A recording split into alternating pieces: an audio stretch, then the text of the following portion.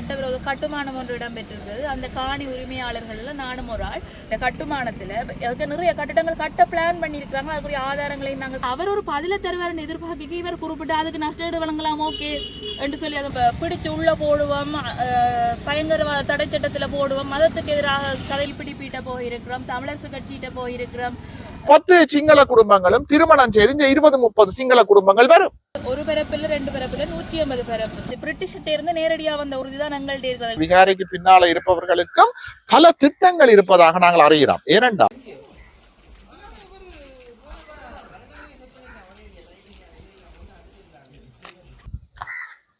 தையிட்டியிலே அமைக்கப்பட்டிருக்கின்ற சட்டவிரோத கட்டடமான இந்த விகாரை தொடர்பாக பல்வேறுபட்ட பொய்யான செய்திகள் திட்டமிட்டு பரப்பப்படுகிறது. மக்களினுடைய உணர்வுகளை, காணி உரிமையாளர்களை கொச்சைப்படுத்துகின்ற விதத்தில் அவர்களுடைய உணர்வுகளை புரிந்து கொள்ளாமல் பல்வேறுபட்ட கதைகள் கட்டப்படுகிறது. அதால நடந்த உண்மைகளை ஒரு தடவை விளங்கப்படுத்த வேண்டிய கடப்பாடு எங்களுக்கு இருக்கிறது.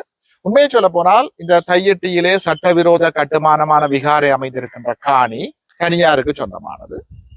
இந்த காணியிலே விகாரை கட்ட ஆரம்பித்த பொழுதே அந்த நேரம் எங்களுக்கு 2 பாராளுமன்ற உறுப்பினர்கள் இருந்தார்கள். கஜேந்திரகுமார் பொன்னம்பலம் அவர்களும் கஜேந்திரன் அவர்களும் மாவட்ட ஒருங்கிணைப்பு குழு கூட்டத்திலே இந்த விகாரை கட்டுவதற்கு எதிராக எங்களுடைய எதிர்ப்பை பதிவு செய்து அந்த நேரம் மாவட்ட ஒருங்கிணைப்பு குழுவுக்கு தலைமை தாங்கியது பாராளுமன்ற உறுப்பினராக இருந்த அங்கஜன் ராமநாதன். இந்த விகாரை கட்டுமானத்தை நிறுத்துவதாக முடிவெடுக்கப்பட்டது. நாங்கள் கதைச்சு விகாரையை கட்ட மாட்டோம் என்ற உத்தரவாதம் தரப்பட்டது மாவட்ட ஒருங்கிணைப்பு குழு கூட்டத்துல. அதற்கு பிற்பாடு உங்களுக்கு தெரியும் பாரிய கொரோனா முடக்கம் ஏற்பட்டது. கொரோனா முடக்கத்தை பயன்படுத்தி ஆட்கள் வெளியில் நடமாட முடியாத நிலைமை ஏற்பட்டது. வீடுகளுக்குள்ளே ஆட்கள் முடங்கினார்கள். அந்த நேரத்துல இது ஒரு உயர் பாதுகாப்பு வலயமாயிருந்த பிரதேசம். இதுக்குள்ள வெளியாக்கள் வர இயலாது, வெளியில போக இயலாது, அப்படியான இறுக்கமான கட்டுப்பாடுகள் இருந்த நேரத்துல கொரோனா முடக்கத்தை பயன்படுத்தி எவருக்கும் தெரியாமல் தான் இந்த விகாரை கட்டப்பட்டது. ஒரு கட்டத்துல இந்த விகாரை காணிக்கு பக்கத்துல இருக்கிற மக்கள் எங்களுக்கு தொலைபேசி மூலம் அறிவித்தார்கள், இந்த விகாரை என்ற சுத்து மதில் மற்றும் வேலிக்கு மேலால ஒரு கூம்பு மாதிரி ஒரு கட்டுமானம் தெரிகிறது. அப்பதான் நாங்கள் உடனடியாக வந்து பார்த்த பொழுது மாவட்ட ஒருங்கிணைப்பு குழு கூட்டத்திலே வழங்கப்பட்ட உத்தரவாதத்துக்கு மாறாக, எடுக்கப்பட்ட முடிவுக்கு மாறாக இரகசியமாக இந்த சட்டவிரோத விகாரை கட்டுமானத்தை கட்டி முடிவுறுத்துகின்ற தருவாய்க்கு கொண்டிருப்பதாக நாங்கள் அறிந்து கொண்டோம். அன்று முதல் நாங்கள் போராட்டத்தை ஆரம்பித்தோம். இன்று வரை ஒவ்வொரு போயா தினத்துக்கும் போராடி கொண்டிருக்கிறோம். நாங்கள் ஏன் போராடுகின்றோம் என்றால் அரசியலுக்காக போராடினோம். சில விளக்கம் இல்லாதாக்கள் கதைக்கிற மாதிரி கட்டி முடியும் வரைக்கும் இருந்து போட்டு போராடினோம். எங்களுக்கு தெரிஞ்ச நாள் முதல் நாங்கள் போராடுகிறோம். நாங்கள் ஏன் போராடுறோம் என்றால், நாங்கள் இங்கே போராடாவிட்டால் இதே மாதிரி சட்டவிரோதமான விகாரைகள் வடகிழக்கு முழுக்க கட்டப்படும். மக்கள் எதிர்க்க மாட்டார்கள், அரசியல் பிரதிநிதிகள் எதிர்க்க மாட்டார்கள் என்று ஆட்சியாளர்களும் இந்த விகாரைக்கு பின்னால இருக்கிற தரப்புகளும் நினைத்து விடுவார்கள். அது மாத்திரம் இல்லாமல் நாங்கள் தொடர்ந்து போராடாவிட்டால், இந்த விகாரை எதிர்க்காவிட்டால், இன்றைக்கு இந்த விகாரைக்குள்ளே ஒரு பிக்குவும் 2-3 பிக்குவினுடைய சேவையாளர்களும் இருக்கிறார்கள். நாளைக்கு இந்த விகாரையை சுத்தி சிங்கள குடியேற்றங்கள் வரும். இந்த பிக்குவுக்கு பணியாற்ற வேண்டு, விகாரைக்கு தொண்டு செய்ய வேண்டும், ஒரு 10 சிங்கள குடும்பங்களை கொண்டு வந்து குடியேற்றுவார்கள். நாளைக்கு அந்த 10 சிங்கள குடும்பங்களும் திருமணம் செய்து 20-30 சிங்கள குடும்பங்கள் வரும். அவைக்கு ஒரு 10 பிள்ளைகள் பிறப்பார்கள். அவர்களுக்கு அந்த 10 சிங்கள பிள்ளைகள் படிக்கிறதுக்கு ஒரு முன்பள்ளி கட்டப்படும். அப்புறம் அந்த பிள்ளைகள் ஆரம்ப பாடசாலைக்கு போய் ஒரு ஆரம்ப பாடசாலை வரும். அப்புறம் அந்த பிள்ளைகள் ஆண்டாருக்கு போய் ஒரு உயர்தர பாடசாலை வரும். அவர்களுக்கு ஒரு வைத்தியசாலை அமைக்கப்படும். சின்ன சந்தை வரும், கடை தொகுதிகள் வரும். நாளைக்கு இது ஒரு சிங்கள குடியேற்றமாக மாறும். இதை நாங்கள் அனுமதிக்கிறதா? எங்களுடைய தாயகம் பறிபோறதை நாங்கள் பார்த்து கொண்டிருக்கிறதா? இதை இந்த விகாரை விவகாரத்தை கொச்சைப்படுத்துபவர்கள் சிந்திக்க வேணும். மக்களும் நாங்களும் கேட்கிறது, விகாரை காணி உரியவர்களுக்கு வழங்கப்பட வேண்டும். இது சட்டவிரோத கட்டுமானம். சட்டவிரோதமா கட்டின எத்தனையோ கோயில்களை இலங்கை அரசாங்கத்தின் சட்டமுறைமை இடிச்சிருக்கு. பள்ளிவாசல்கள் அகற்றப்பட்டிருக்கு, வீடுகள் அகற்றப்பட்டிருக்கு. அப்ப கோயில்கள் அகற்றப்படலாம் என்றால், பள்ளிவாசல்கள் அகற்றப்படலாம் என்றால், ஏன் இந்த விகாரை அகற்றப்பட முடியாது? சட்டவிரோதமா இருந்தால் இந்த விகாரை அகற்றலாம், அகற்றப்பட வேண்டும். நாங்க சட்டத்துல இல்லாத ஒன்றை கேட்கல. இது ஒரு சட்டவிரோத கட்டுமானம், இதை அகற்ற வேண்டும் என்று கேட்கிறோம். மக்களோட பூர்வீகமான காணிகள் மக்களுக்கு வழங்கப்பட வேண்டும். மக்களின் காணிகளை மக்களுக்கு வழங்காம சில பேர் கதைக்கிறான் மாற்று காணிய வழங்கும் கொண்டு விளக்கம் இல்லாத சில பேர் காய்ச்சி கொண்டு திரிகிறான். ஆனா அதே ஆட்கள் தான் தங்கட காணிகளை விட்டு கொடுக்க மாட்டோம் என்று குரல் கொடுக்கிறான். அப்ப அவைக்கு ஒரு நியாயம், ஊருக்கு ஒரு நியாயம். அவைக்கு வந்தா ரத்தம், மக்களுக்கு வந்தா சட்டினி. அப்படி மக்களோட உணர்வுகளை புரிஞ்சு கொள்ளணும். விளக்கம் இல்லாத ஆட்கள் மாதிரி நாங்கள் கதைக்க கூடாது. ஒரு ஆள் காணாமலாக்கப்பட்டார் என்றால் அவைய உறவுகள் அவையத்தான் தேடுவினம். காணாமலாக்கப்பட்ட உறவுக்கு பதிலாக இன்னொரு ஆளை கொடுக்க இயலாது. அதே மாதிரி மக்களின் காணிக்கு பதிலாக இன்னொரு ஆளை கொடுக்க இயலாது. ஒவ்வொரு காணிக்கு பின்னாலேயும் ஒவ்வொரு வரலாறு இருக்கு. அது எவ்வளவு கஷ்டப்பட்டு உழைச்சு அந்த குடும்பங்கள் வாங்கி இருக்கும். சேர்த்து பரம்பரை காணியா இருக்கு. பல நூறு வருஷமா பரம்பரையா சீதனமாக முதுசமாக கைமாற்றப்பட்ட காணியா இருக்கு. அதுக்கு ஒரு உணர்வு ரீதியான பெருமதி இருக்கு. இந்த விஷயங்களை அறியாமல் பலர் புலம்புகிறார்கள். அவர்களது புலம்பலுக்கு எல்லாம் மக்கள் வெகு விரைவில் சரியான பதிலடி கொடுப்பார்கள். நாங்கள் சொல்றது இது சட்டவிரோதமான ஒரு கட்டுமானம். இந்த கட்டுமானம் அகற்றப்பட வேணும். மக்களின் காணிகள் மக்களுக்கே வழங்கப்பட வேணும். இதுல எந்த விதமான விட்டு கொடுப்புகளுக்கும் இடம் கிடையாது. இந்த நன்றி உங்களுடைய கருத்துகளுக்கு. இந்த நேரத்திலே ஆளுநர் இது சம்பந்தமாக ஒரு வார்த்தை பிரயோகங்களை அன்றைய நாளிலே விட்டிருந்தார். அது என்ன விதமா என்று சொன்னால், இது சம்பந்தமா அந்த விகாரை சட்ட விரோதமான விகாரை அமைக்கப்பட்ட காணி உரிமையாளர்களுடன் தான் பேசியதாகவும் அதுக்காக மாற்று காணி ஒன்றை தாங்கள் செய்து தருவதாகவும் அது தந்தால் நாங்கள் அதுக்கு சம்மதம் தருவதாகவும் காணி உரிமையாளர் கூறியதாக அன்றைய கௌரவ ஆளுநர்கள் கூறியிருந்தார். அது சம்பந்தமா உங்களுடைய கருத்து என்ன? ஆளுநர் தனக்கு கிடைச்ச பதவிக்கும் அதிகமாக வேலை செய்கிறார் என்றுதான் நான் சொல்லணும். அந்த கூட்டத்துல பாத்தீங்கன்னால் கஜேந்திரகுமார் பொன்னம்பலம் விகாரை அகற்றப்பட வேண்டும் என்று சொல்லிக்க ஜனாதிபதி பதிலளிக்கிறதுக்கு முதல் முந்திரி கொட்ட மாதிரி முந்திக் கொண்டு விகாரையை அகற்ற முடியாது என்று சொன்னது ஆளுநர். ஏன்னா நான் நினைக்கிறேன் ஆளுநர் எதிர்பார்க்கிறார் தான் தொடர்ந்தும் இந்த ஆளுநர் பதவியில இருக்க வேணும் என்ற ஒரு நப்பாசையில பதவி ஆசையில தன் சொந்த இனத்துக்கு குழி பறிச்சு கொண்டிருக்கிறார். மக்கள் அப்படி சொல்லல. மக்கள் அதற்கு தயாராகவும் இல்லை. மக்கள் எங்களோட நிற்கிறான். மக்கள் எங்களோட சேர்ந்து போராடி கொண்டிருக்கிறான். மக்கள் கேட்கிறது தங்கட காணிய. ஆளுநரை பதவியில நியமிக்கப்படுறதுக்கு முதல் ஒரு சில நல்ல விஷயங்களை செய்தவர். ஆனா இப்ப அவருக்கும் பதவி ஆசையில பதவி வெறியில தொடர்ந்தும் தான் பதவியில இருக்கணும் என்றதுக்காண்டி தன்னை நியமிச்ச ஜனாதிபதிக்கும் அனுரகுமார திசாநாயக்கவினுடைய ஜேவிபி என்பிபி அரசாங்கத்துக்கும் தன் கூடின விசுவாசத்தை காட்டிக் கொண்டிருக்கிறார். அவருக்கு நாங்கள் சொல்ல விரும்புறது, ஆளுநர் அவர்களே, நீங்கள் கொஞ்ச காலம்தான் கதிரையில இருக்க போறீங்க. கதிரையில இருக்கும் வரைக்கும் இனத்துக்கு நல்லது செய்யாடலும் பரவாயில்ல, குறைஞ்சபட்சம் காட்டி கொடுப்புகளை செய்யாது.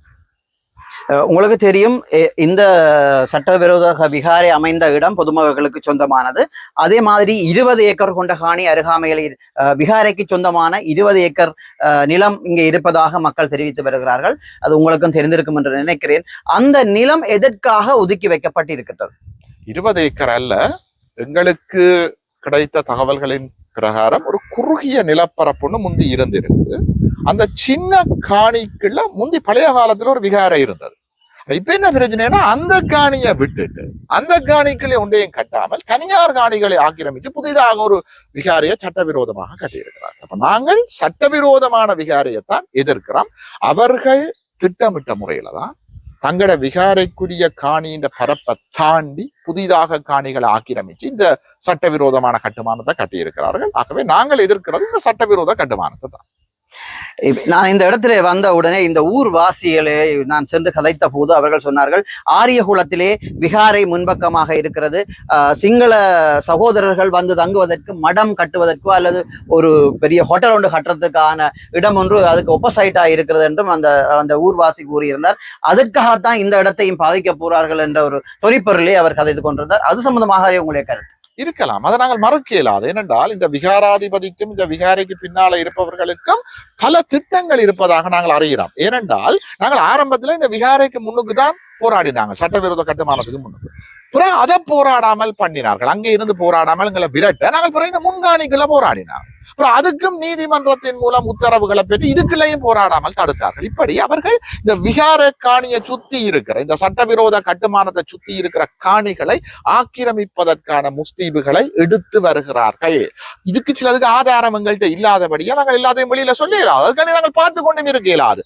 அதாலதான் இந்த மண் பறிபோவதை தடுப்பதற்காக நாங்கள் தொடர்ந்தும் போராடி கொண்டிருக்கிறோம். எங்கட மக்களுக்கு ஒரு பலவீனம் இருக்கு. தண்டை வீடு காணிகளை விகார வரும் வரைக்கும் சிந்திக்க மாட்டோம்.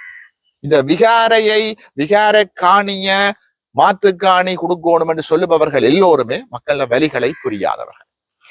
இந்த இடத்துல நான் இந்த ஊர்வாசிகளிடம் வினாவிய போது ஆரம்ப கட்டம் அத்திவாரமோ அல்லது அடிக்கால் நாட்டு விழா இந்த இடத்துல நடந்திருந்திருக்கிறது. அதை கொஞ்சம் விசேஷமாக செய்திருந்தார்கள்.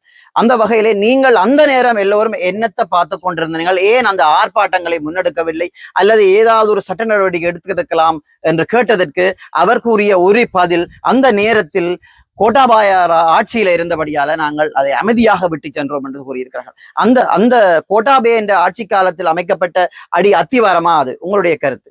இல்லை, எங்களை பொறுத்தவரையில் நாங்கள் கோத்தபாய ராஜபக்சவுக்கு முதலே மிக சர்வாதிகாரமான ஆட்சி நடைபெற்ற மஹிந்த ராஜபக்சவினுடைய ஆட்சியில் ஆயுத போராட்டம் மௌனிக்கப்பட்ட 2009 மே மாதம் 18ஆம் தேதியில் இருந்து ஜனநாயக ரீதியாக இந்த போராட்டங்களை நாங்கள் தொடர்ந்து நடத்தி வரோம். நாங்கள் அச்சுறுத்தல்களுக்கு அடிபணிகிற ஆக்கள் இல்லை. எங்களால் ஏழுமான வரைக்கும் நாங்கள் இந்த மக்களுக்காக போராடி வரோம். அதாலதான் எங்களுடைய கட்சியினுடைய தலைவர் கஜேந்திரகுமார் பொன்னம்பலத்தின் தகப்பனை கூட இந்த அரசு படுகொலை செய்தது. அந்த படுகொலைக்கு பிறகும் நாங்கள் வெளிநாட்டுக்கு தப்பி விடாமல் மக்களுக்கான ஒரு அரசியலை செய்து வரோம். எங்களுக்கு தகவல் கிடைச்ச உடனேயே நாங்கள் மாவட்ட அபிவிருத்தி குழு கூட்டத்துல அந்த விடயத்தை தெரியப்படுத்தி விகாரையை கட்டுரையிலேன்னு முடிவெடுக்கப்பட்டது.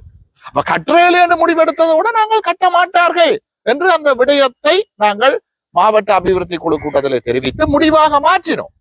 அதற்கு பிற்பாடு கொரோனா முடக்கத்தை பயன்படுத்தி தான் எவருமே நடமாட முடியாத சூழ்நிலையில இந்த சட்டவிரோத கட்டுமானம் கட்ட ஆரம்பிக்கப்பட்டது. உண்மையை சொல்ல போனால் அது காணி சொந்தக்கார மக்களுக்கே தெரியாது.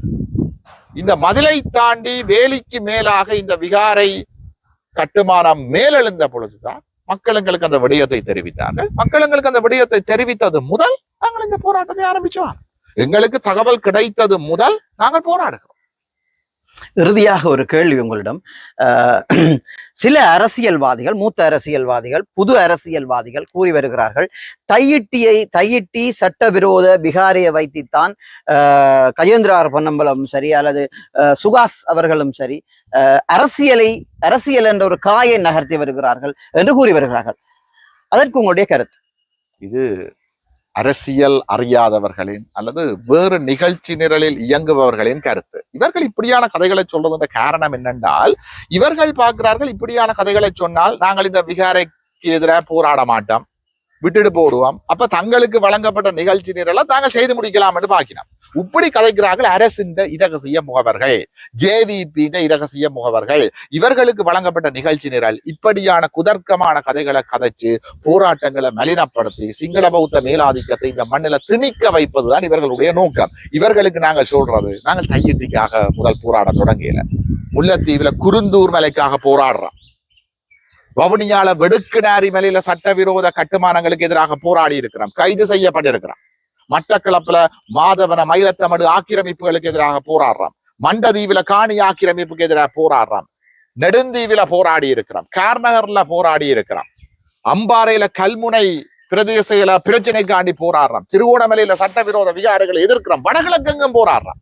ஆனால் சிலர் சுப்பற்ற கொள்ளைக்குள்ள சுத்தி கொண்டிருக்கிற மாதிரி ஒரு இடத்துக்குள்ள ஒரு பிரச்சனைக்குள்ள மட்டும் அரசியல் செய்கிறார்களுக்கு, டிக்டாக் அரசியல் செய்கிறார்களுக்கு இந்த விஷயம் விளங்காது.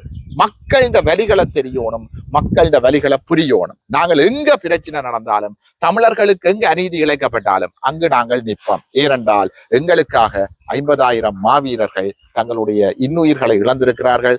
அவர்கள் காட்டின பாதையில் நாங்கள் இந்த மண்ணை மீட்பதற்காக போராடி கொண்டிருக்கிறோம். எதிர்க்காமல் விடுவோமா இருந்தால் இன்றைக்கு இந்த சட்டவிரோத கட்டுமானமான விகாரைக்குள்ள ஒரு பிக்கும் அவருக்கு பணியாற்றுறதுக்கு 2-3 சேவையாளர்களும் இருக்கிறார்கள். நாளைக்கு இன்னும் ஒரு 10 சேவையாளர்கள் வருவார்கள். அவர்களுக்கு இங்கே ஒரு 10 குடும்பங்கள், 10 வீடுகள் கட்டப்படும். பிறகு அவர்கள் திருமணம் செய்து அந்த 10 குடும்பங்களும் ஒரு 30-40 குடும்பங்களா மாறும். ஒரு 10 பிள்ளைகள் பிறப்பார்கள். அந்த 10 பிள்ளைகளுக்கு ஒரு முன்பள்ளி, நர்சரி கட்டப்படும். பிறகு அந்த பிள்ளைகள் ஆரம்ப பள்ளிக்கு போய் அங்கே ஒரு பாடசாலை கட்டப்படும். அவர்களுக்கு ஒரு வைத்தியசாலை கட்டப்படும், மத கூடங்கள் கட்டப்படும், சிங்கள உணவு கடைகள் வரும். இது நாளைக்கு ஒரு பெரிய சிங்கள கிராமமா மாறும், குடியேற்றமா மாறும். இதை நாங்கள் அனுமதிக்க போறோமா? இப்படித்தான் வடகிழக்கில் எங்கட மண் பறிபோய் கொண்டிருக்குது. இதை நாங்கள் தடுக்க வேண்டுமா இருந்தால் இன்று முதல் இந்த விகாரைக்கு எதிராக, சட்டவிரோத கட்டுமானத்துக்கு எதிராக நாங்கள் மட்டுமில்லை, நீங்களும் போராட வேணும், மக்களும் வர வேணும். அக்கா வணக்கம். வணக்கம். உங்களை அறிமுகப்படுத்த முடியுமா? நான் தையிட்டிலிருந்து வரேன். தையிட்டில எல்லாருக்கும் அங்கே என்ன பிரச்சனை தெரியும். கிட்ட இராணுவத்தினரால கையகப்படுத்தப்பட்டு அங்கே ஒரு சட்டவிரோத கட்டுமானம் ஒன்று இடம்பெற்றிருக்கிறது. அந்த காணி உரிமையாளர்கள் நானும் ஒரு ஆள் கிட்டத்தட்ட 2 வருடங்களாக அந்த காணியை மீட்கிறதுக்காக நாங்கள் போராடி வருகிறோம். அந்த இடத்துல நான் உங்களுக்கு சில தெளிவுகளை வழங்க வேண்டிய ஒரு சூழ்நிலையில இருக்கிறேன். அதுக்காகத்தான் இன்றைக்கு நான் சந்திச்சேன். என்ன தெளிவுன்னு சொல்ல முடியுமா? என்னன்னு சொன்னா 150 பரப்புன்றது ஒரு பரப்பில் 2 பரப்பில் 150 பரப்பு சுமார். இப்போ அவங்களுக்குண்டு ஒரு விகாரைக்கண்டு ஒரு 20 பரப்பு என்று கூறப்படுகிற ஒரு காணி இருக்கின்ற நிலையில அதுல ஒரு அத்திவாரம் நாட்டப்பட்டு பின்னர் பர்பஸாக காரணமாக அந்த அது மூடி மறைக்கப்பட்டு 2021 காலப்பகுதியில் இராணுவ தளபதியும் முப்படைகளின் பிரதானியமாக இருந்த சவேந்திர சில்வா அவர்களால் தனியார்ட்ட காணிக்குள்ள அடிக்கல் நாட்டப்பட்டு தான் இந்த கட்டுமானம் விகாரை கட்டுமானமாக கட்டப்பட்டிருக்கிறது என்று. இப்போ அந்த விஷயம் தொடர்பாக நாங்கள் எந்த ஒரு விட்டு கொடுப்புக்கு நாங்கள் இறங்கி போக போவது இல்லை. ஏன்னா எங்களோட காணி தான் எங்களுக்கு வேணும். இந்த காணிக்கு பதிலாக மாற்றீடோ நஷ்ட ஈடோ நாங்கள் ஏற்கிறதுக்கு தயாராக இல்லை. இது தனியொரு மத தலமாக அன்றி இது ஒரு திட்டமிட்ட ஒரு இனப்பெரம்பல் ஒரு குடியேற்றத்துக்காக திட்டமிடப்பட்ட ஒரு செயலாகத்தான் நாங்கள் கருதுகிறோம். இப்போ இந்த இடத்துல நாங்கள் விட்டு கொடுத்த இன்னொரு காணியை வாங்கின மாதிரினா நாளைக்கு வட மாகாணமோ கிழக்கு மாகாணத்தில் எங்கேயும் இப்படி ஒரு இனப்பரவலுக்கோ காணி அபகரிப்புக்கு இந்த தையிட்டி நாளைக்கு ஒரு உதாரணமாக இருக்கக்கூடாது. இதை வச்சு நாளைக்கு இன்னொரு இடத்துல அபகரிக்க கூடாது. அந்த மக்கள் சம்மதித்தவர்கள் நாங்களும் சம்மதிக்க வேணும் என்ற ஒரு நிலப்பாட்டை நாங்கள் வழங்க முடியாது. அதனால நாங்கள் எந்த ஒரு விட்டுக்கு நீங்கள் விகாரியை என்ன செய்வீங்கன்னு என்ன தெரியும். சட்டவிரோத கட்டிடம் ஒன்றுக்கு என்ன நடவடிக்கையோ அந்த நடவடிக்கை தான் எடுக்கப்பட வேணும். எமது காணிகள் எமக்கு வேண்டும். இப்போ நீங்கள் இன்றைக்கு ஆளுநர் சந்திச்சிருக்கீங்களாக்கா? இது உங்களுக்கு ஆளுநர் என்னன்னு சொல்லியிருக்காரு? இப்போ ஆளுநர் சொன்னார், இப்போ மக்களின் கருத்துக்கு முரணாக நான் விருப்பத்துக்கு முரணாக நான் இதை செயற்படுத்த போறது இல்லை. இப்போ நீங்கள் விகாரைக்கு பதிலாக மாற்று காணிங்க நீங்கள் சம்மதிக்காவிடில் அந்த காணி தான் வேணுமெண்டா சில வேளை இன்னும் தாமதமாகலாம் இந்த நடவடிக்கைகள். ஆனால் தான் உங்களது கருத்துக்களை சேர வேண்டிய இடத்துக்கு சேர்ப்பிப்பேன் என்று கூறியிருக்கிறார். அப்போ இது சொன்னால் ஒருங்கிணைப்பு குழு கூட்டத்திலேயும் கலைக்கப்பட்ட இடத்துல நீங்கள் மாட்டுக்காணி கேட்டதாகவும் இதுக்கு பணத்தை இல்லா கேட்டதாகவும் என்று சொல்லப்படுது. அது உண்மையா? அது முற்றிலும் மறக்கப்பட வேண்டியது. நாங்கள் பணத்தை கேட்குறேன்னு சொன்னால் இப்படி ஒரு 2 வருட காலமாக நான் கூட ஒரு பெண்ணாக இருந்தோன்னு அந்த இடத்துல போராட மாட்டேன். இவ்வளவு அச்சுறுத்தல்களை மீறி நான் நின்று போராட மாட்டேன். நாங்கள் எப்போவோ இதை டீல் முடிச்சு கொண்டு போயிருக்கலாம். ஆனால் பணத்துக்காகவோ வெறும் காணிக்காக மண்ணுக்காக அந்த ஒரு துண்டு இது நிலத்துக்காக நாங்கள் போராடுறோம். இது எங்களுடைய ஒரு சமூகத்துக்கான பிரச்சனை, சமூகத்துக்கு எதிராக சமூக உரிமைக்கான பிரச்சனை. இதில் நாங்கள் எந்த ஒரு விட்டு கொடுப்புக்கோ நஷ்ட ஈட்டுக்கோ நாங்கள் இடமளிக்க மாட்டோம். நாங்கள் இப்போ ஒரு இளம் பருவத்தினர் காணி வேண்டுமென்றால் நாங்கள் உழைத்து வாங்கக்கூடிய வல்லமைகள் இருக்கின்றன எங்களிடத்தில். ஆனால் எமது பூர்வீக நிலங்கள் தமிழர்கள் பூர்வீக வைத்திருப்பது வளமை.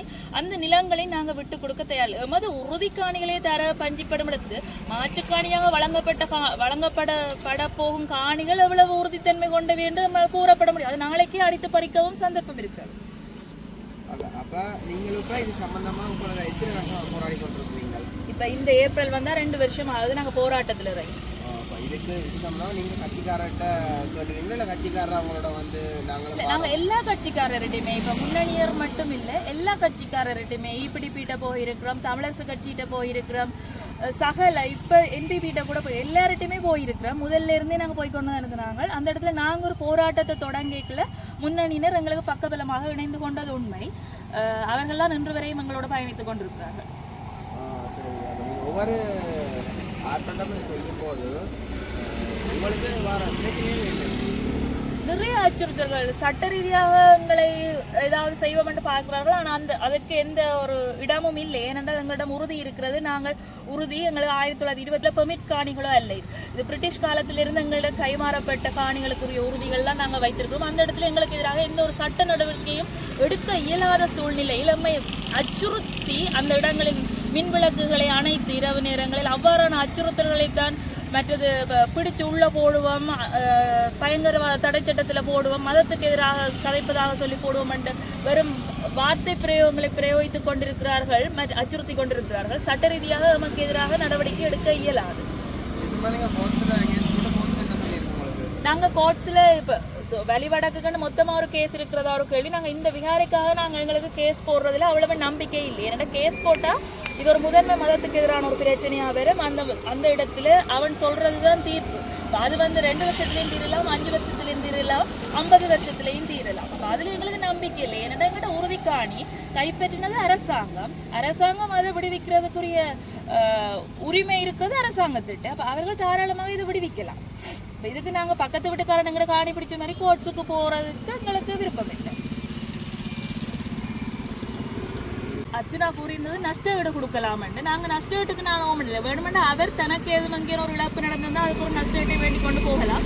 ஆனால் நான் காணி உரிமையாளர் என்ற ரீதியில் நான் கூறுற கருத்துக்கு மாறாக அவர் எனக்கு நஷ்ட ஈடு வாங்கி தர போகிறாருண்டா அது எனக்கு மிகவும் ஒரு மன உளைச்சலாக தான் இருக்கிறது. என்னுடைய பிரச்சனையை அணுகி ஆராயாமல் எங்களது மக்களிடையே கலந்துரையாடாமல் அவர் தண்டை இஷ்டத்துக்கு தண்டை ஒரு கருத்தை ஒரு மக்கள் பிரதிநிதியாக அவர் அப்படி தண்டை கருத்தை பதிவு செய்ய இயலாது. அதுவும் ஒரு மாவட்ட ஒருங்கிணைப்பு குழு கூட்டம் அந்த இடத்துல பாராளுமன்றத்தை விடவே இது வந்து முக்கியத்துவம் வாய்ந்தது. ஏனென்றால் இது எங்களோட மாவட்டத்துக்குரிய பிரச்சனைகள் மட்டும் அங்கே ஸ்பெஷலாக கதைக்கப்பட வேண்டிய ஒரு கூட்டம். அந்த இடத்துல ஜனாதிபதி அவர்கள் இருந்தது ஒரு மிக முக்கியமான ஒரு அம்சம். அந்த இடத்துல அவர் ஒரு பதிலை தருவார்னு எதிர்பார்க்க இவர் குறிப்பிட்டு அதுக்கு நஷ்டஈடு வழங்கலாம் ஓகே என்று சொல்லி அதை முடிச்சது எங்களுக்கு சரியான ஒரு விரக்தியாக தான் இருக்குது. மற்றது எங்களோட போராட்டம் தான் இப்போ நான் இப்படி எல்லாம் அரசு தரப்பு அதிகாரிகள் எல்லார்டையும் பிரிஞ்ச இதில் நான் இப்போ ஒரு முடிவு நம்ம போராட்டம் தான் இதுக்கு ஒரு சிறந்த வழியாக இருக்குது. நாங்கள் 2 வருஷமாக போராடி எழுதிய கட்டுமானங்கள் கணக்கு கட்டையிலாமல் இருக்கிற இப்படி ஒரு சிக்கல் ஒரு மக்கள் தரப்பு இதுக்கு கொடுக்குதுன்ற ரீதியில் கொஞ்சம் ஒரு பின்னடைவு இருக்குது. அவன் கட்டுமானத்தில் அதுக்கு நிறைய கட்டிடங்கள் கட்ட பிளான் பண்ணியிருக்கிறாங்க. அதுக்குரிய ஆதாரங்களையும் நாங்கள் சமர்ப்பிக்க தயாராக இருக்கிறோம். இப்போ அவ்வளவு பிளான்களும் இப்போ கொஞ்சம் பின்னடைவாக இருக்கிறது காரணம் எங்களோட போராட்டம். மற்ற அந்த முகநூல் வழியை அர்ச்சுனாவுக்கு முட்டு கொடுப்பதாகவும் அம்மைக்கு கேவலப்படுத்துவதாகவும் கதைப்பவர்கள் உண்மை நிலையை வந்து பாருங்கள். நாங்கள் யாருடைய விகாரைக்கு எதிராகவும் மதத்துக்கு எதிராகவும் நாங்கள் கத்தவில்லை. எமது காணியில் கட்டப்பட்ட சட்டவிரோத கட்டுமானத்துக்கு எதிராகத்தான் நாங்கள் போராடுகிறோமே ஒழிய நாங்கள் எந்த ஒரு மதத்தளத்துக்கும் எதிராக போராடவில்லை. எம்மதமும் சம்மதம் என்றால் எனது வீட்டுக்குள் நான் இன்னொருவருக்கு இடம் கொடுக்க நான் எந்த வகையில் போராட்டத்துக்கு சரியான நிலைமையை புரிந்து கொண்டு மக்கள் இன்னும் ஆதரவு தர வேண்டும். ஊடகங்களும் நமது பிரச்சனையை வெளி உலகத்துக்கு சளைக்காமல் கொண்டு வர வேண்டும். எந்த ஒரு கட்சி பேதமும் வந்து இந்த கட்சி போனால் தான் நான் போவேன், அந்த கட்சி போனால் தான் நான் அந்த இடத்துல நியூஸுக்கு போவேன் என்ற இது இல்லாமல் ஊடகங்கள் வந்து பக்கச்சார்பு இல்லாமல் மக்களிட பிரச்சனையை வெளி உலகத்துக்கு கொண்டு வரணும். வார 12ஆம் தேதியும் எங்களோட போராட்டம் இருக்குது. அந்த போராட்டத்துக்கு மிகப்பெரிய ஒரு ஆதரவு மக்கள் தர வேணும். இந்த டிசிசி கூட்ட அந்த வீடியோ ஆதாரங்களை நீங்கள் பார்த்தீங்கன்னா சரியான நிலைமை விளங்கும். அந்த இடத்துல எப்படி அந்த பிரச்சனை எங்களோட பிரச்சனை கதை கேட்காது காய் நகர்த்தப்பட்டு டைவர்ட் பண்ணப்படுகிறது என்ற விஷயம் அந்த வீடியோ ஆதாரத்தை பார்த்தீங்கன்னா விளங்கும். அப்போ இந்த இடத்துல எங்களுக்கு மக்களுடைய ஆதரவு கட்டாயம் தேவை. நான் எந்த ஒரு கட்சி சார்பாகவும் நான் போராடவில்லை. நான் உறுதி வைத்திருக்கிற உரிமையாளர் என்ற ரீதியில் போராடுகிறேன். அந்த வகையில் கேட்டுக்கொள்கிறேன் மக்கள் எங்களுக்கு ஆதரவு தர வேண்டும் என்பதை நான் இந்த இடத்துல கேட்டுக்கொள்கிறேன். அதுக்கு என்ன மாதிரியான பின்னடைவு